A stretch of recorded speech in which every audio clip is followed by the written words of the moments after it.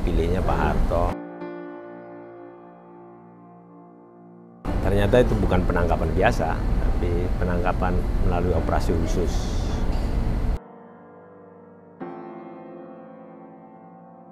Aku berusaha menghindari kata bangga bertahun-tahun karena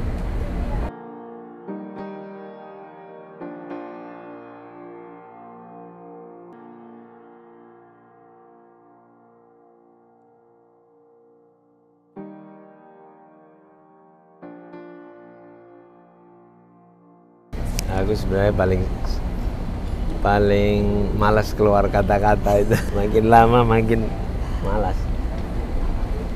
Pasti tanggal 12 Maret.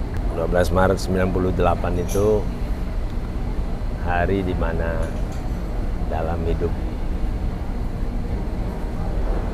saya itu nggak pernah bisa dilupakan. Jakarta, di LBH, hari di mana saya keluar dari LBH dan kemudian ditangkap. 12 itu kita press conference atas nama KNPD menolak terpilihnya Pak Harto oleh MPR sehari sebelumnya, 11 Maret. Seingat saya, itulah satu-satunya peristiwa organisasi yang secara terbuka menolak terpilihnya Pak Harto sebagai presiden. Tanggal 12, sebelum jam 12 siang, itu kita menyampaikan bahwa Pak Harto kita tolak dengan alasan-alasan seperti, wah lupa lagi alasan, udah lama sekali.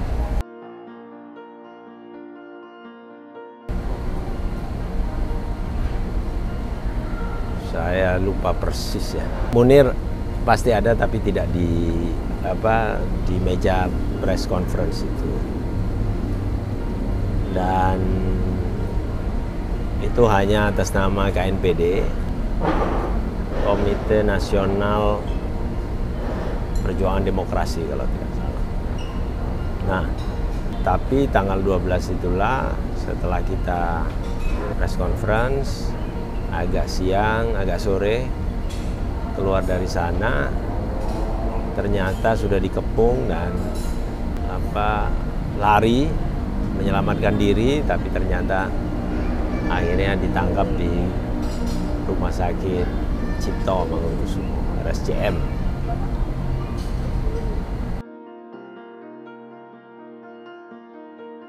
Saya kira yang dikejar hanya 2 waktu itu, mungkin 3. Sebelumnya Herman, tapi kita belum dapat informasi. Kita tahu setelah sekian lama kejadian. Yang kedua saya dan Jati. Ternyata itu bukan penangkapan biasa, tapi penangkapan melalui operasi khusus oleh Kopassus. Dan kemudian kita tahu itu peristiwa yang kemudian disebut sebagai penculikan aktivis 98. Jadi tentu hari itu adalah hari yang penting untuk saya, diingat tapi juga ingin dilupakan.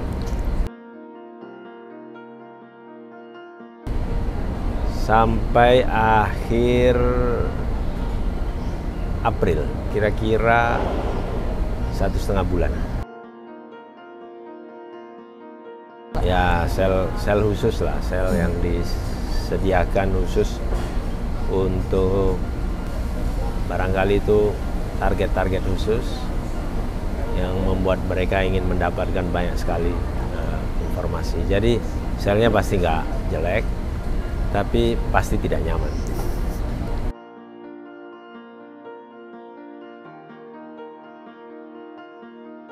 Ya yang pasti tujuan utama dan paling utama dari itu semua adalah Pak Harto berhenti sebagai presiden, dan itu berhasil dicapai.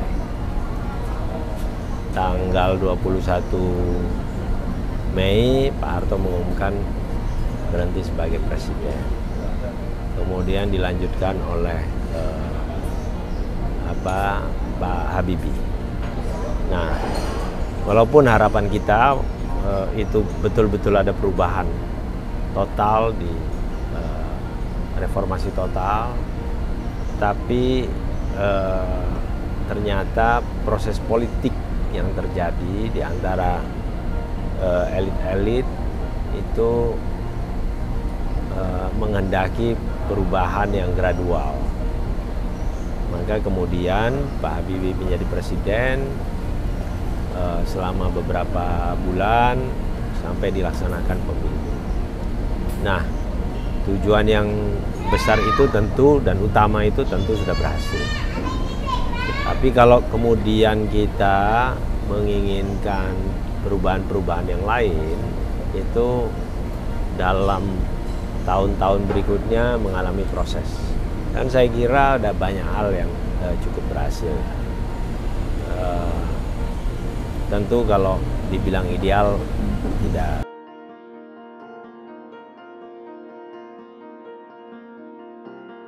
Yang cukup berhasil misalnya satu, pemilu dilaksanakan relatifly terbuka terhadap semua partai politik, multi partai dilaksanakan sebagaimana kita kehendaki. Kemudian yang kedua, di fungsi ABRI di stop, gitu. Bahkan instrumen di fungsi ABRI dibubarkan. Ini menandakan bahwa demokrasi betul-betul dilaksanakan secara modern dengan masyarakat sipil. Mereka yang asalnya dari angkatan, dari militer maupun dari polisi harus menjadi sipil dulu kalau mau masuk ke politik. Nah, yang ketiga yang menurut saya penting untuk masyarakat sipil itu kebebasan berpolitik, berpendapat, kebebasan berbicara dijamin sepenuhnya, walaupun masih menyisakan beberapa catatan kecil ya. Catatan kecil misalnya tentang keterbatasan untuk orang menyampaikan pendapat sebagai seorang pengikut Marxisme misalnya, atau sebagai penganut paham Marxisme masih sangat dibatasi. Kemudian yang kedua, mungkin juga pandangan tentang LGBT juga masih sangat dibatasi. Hal-hal lain menurut saya relatif undang-undang bisa menjamin, walaupun itu tidak sepenuhnya juga menjamin kebebasan di masyarakat ya. Karena ada beberapa praktek konflik horizontal terjadi karena perbedaan pandangan, paham, keyakinan gitu. Tapi secara yuridis semua dijamin.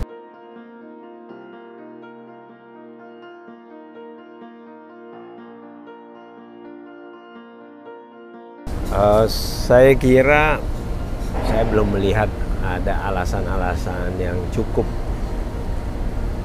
untuk bisa mengatakan ini akan setback gitu ya.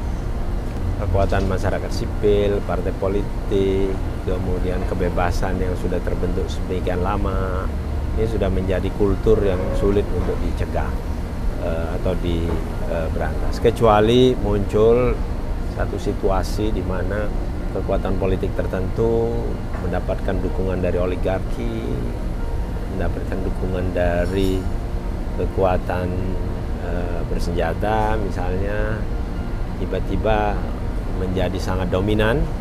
Nah, mungkin saja akan terjadi pemaksaan, tapi secara kultur sangat sulit untuk membuat masyarakat tunduk lagi dalam situasi represif otoritarian. Sekarang jangankan soal yang dalam tanda petik berbau politik ya, kadang-kadang ketidaksukaan masyarakat saja kepada ASN karena terlalu mengumbar gaya hidup, lifestyle mereka, membuat mereka nggak nyaman melaporkan kepada aparat penegak hukum, lalu dilakukan proses klarifikasi.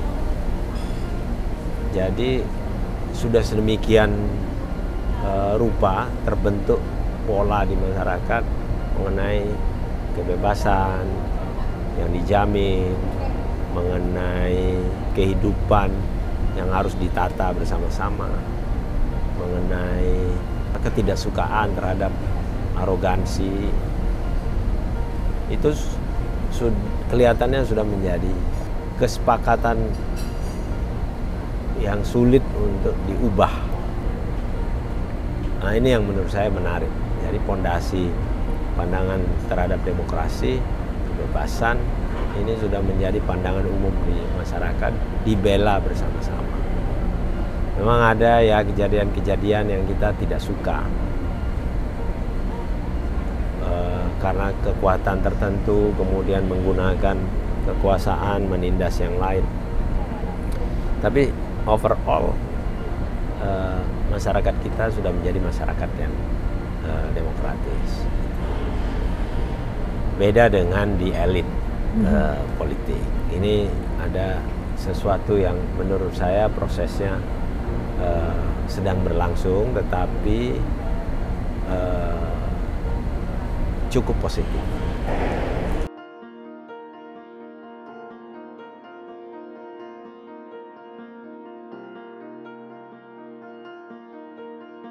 Aku berusaha menghindari kata bangga bertahun-tahun karena harusnya nggak ada yang istimewa. Ini demi diri sendiri maksudnya. Nggak ada yang istimewa karena setiap proses sejarah selalu melahirkan sesuatu yang sama. Orang yang tiba-tiba dianggap sebagai hero, terus ada korban, macam-macam ya. Pada saat 98 misalnya, saya dianggap ya, punya peran dalam proses perubahan. Tetapi nggak ada bedanya dengan yang 66, dengan yang 65, atau yang 45, dan seterusnya. Sesuatu yang menurut saya biasa, walaupun itu penting. Biasa itu setiap kejadian historical pasti dicatat. Nah, buat generasi berikutnya ya itu penting untuk dipelajari. Jadi kalau dibilang bangga ya mungkin bangga supaya bisa bercerita sama anak-anak saya. Tapi untuk menyatakan bangga kepada orang banyak rasanya kok kurang pantas.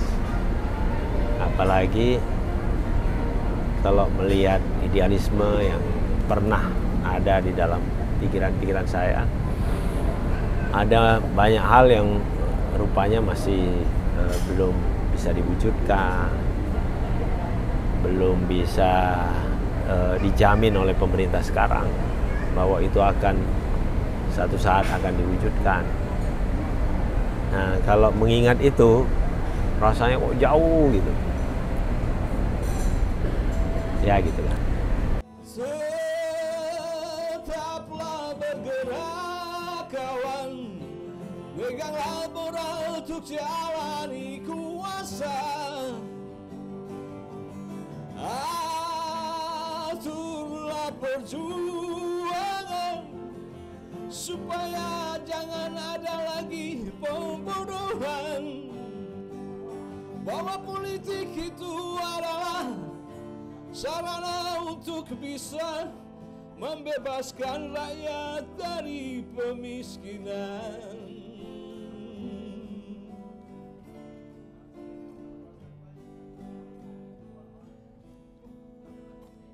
Perubahan yang terjadi pasca 98